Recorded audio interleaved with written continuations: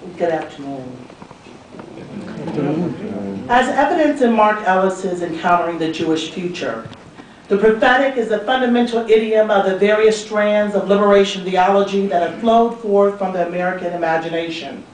all mostly dependent on the Judeo-Christian biblical rhetoric about redeeming the crimes, suffering, and promise of God's chosen people. Yet Jewish thought and its practitioners, from Elie Wiesel, Abraham Heschel, Martin Buber, Emmanuel Levinas, and Hannah Arendt, are rarely addressed, let alone analyzed, by Christian theologians, either in their context or complete fullness.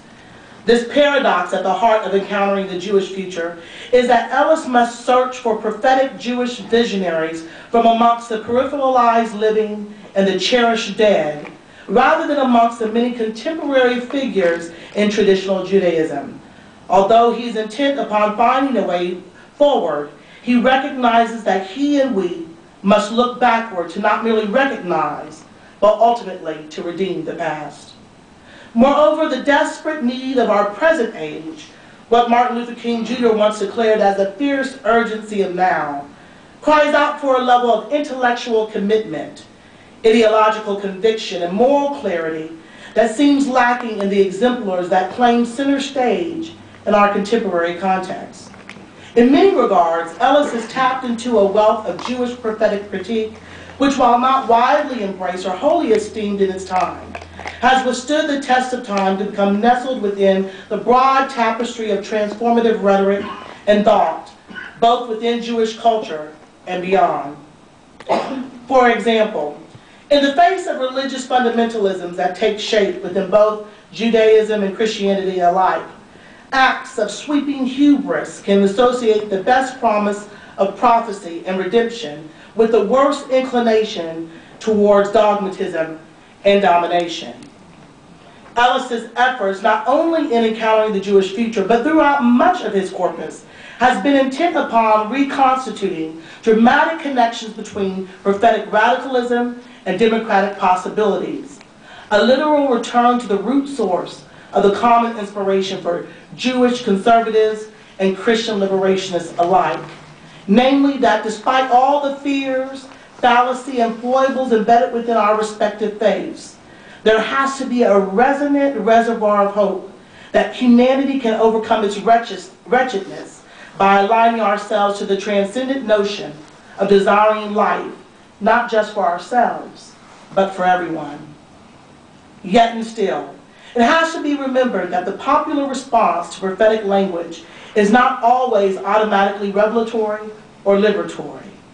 And yet, Ellis has persevered to overcome a current strain of critical despondency and theological dispassion within contemporary Jewish-Christian relations that is both prevalent and problematic.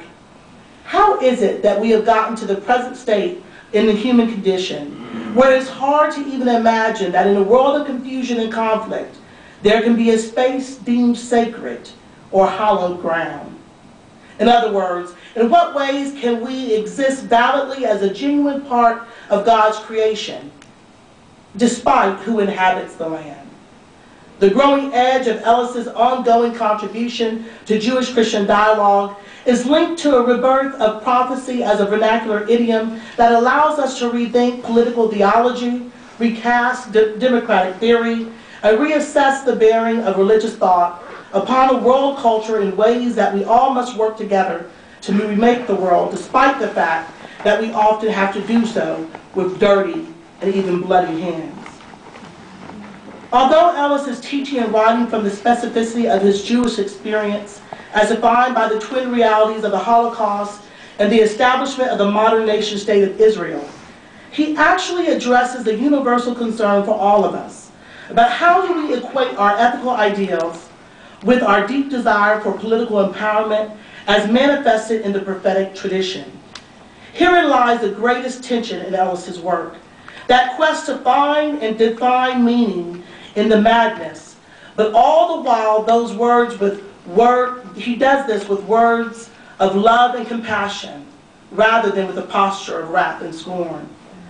To stand on the patch of hollow ground that the prophet must inhabit but to do so lovingly is truly a remarkable feat.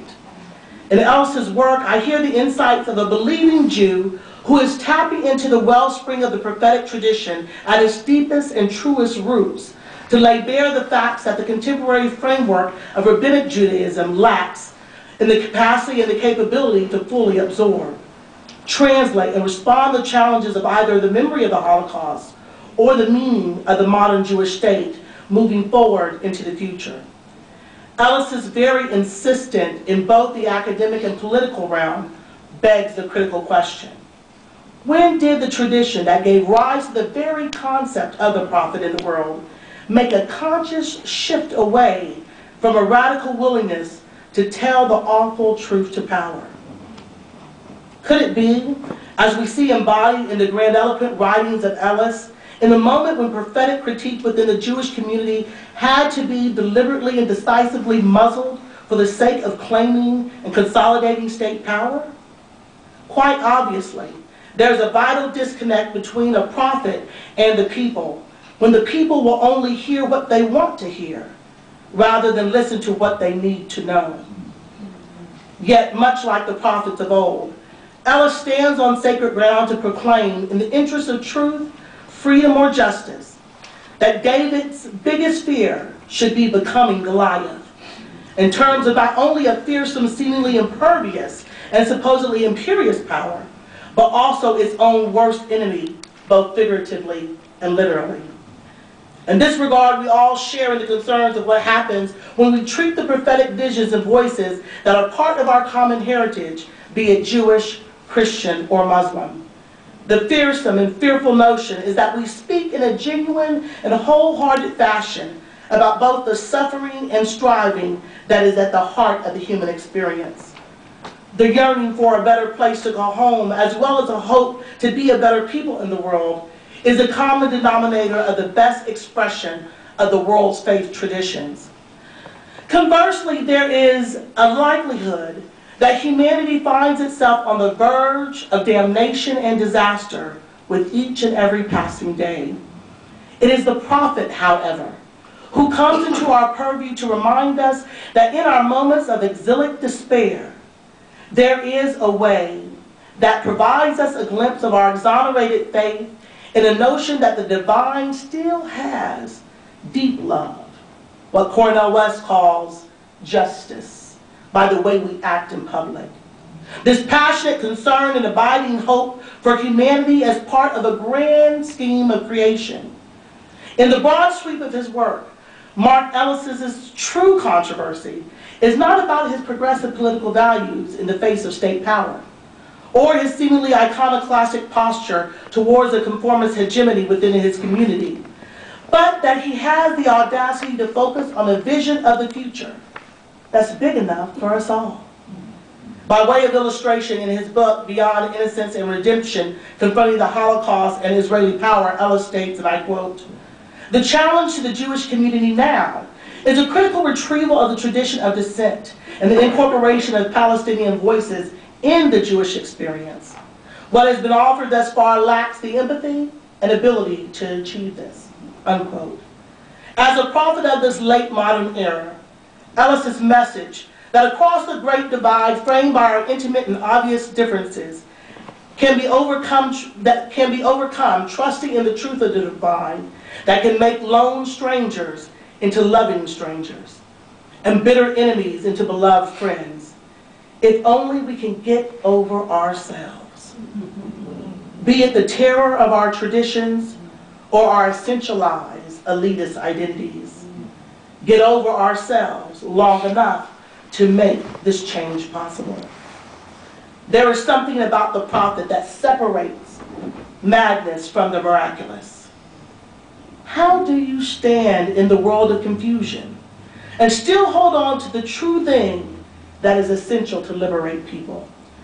Theologian Sean Copeland recalled yesterday that in Barry Lopez's text, Ardent Dreams, Imagination of Desire in a Northern Landscape, that the hunter is asked the question, what do you do when you enter unfamiliar territory? And the hunter answers, I listen. And aren't those of us who are persistent to be prophetic correct politics rather than being politically correct? Aren't we called to be hunters? Those venturing into uncharted territory to hunt for the truth so we can be attuned to our environment by first and foremost listening, not just hearing what is going on around us.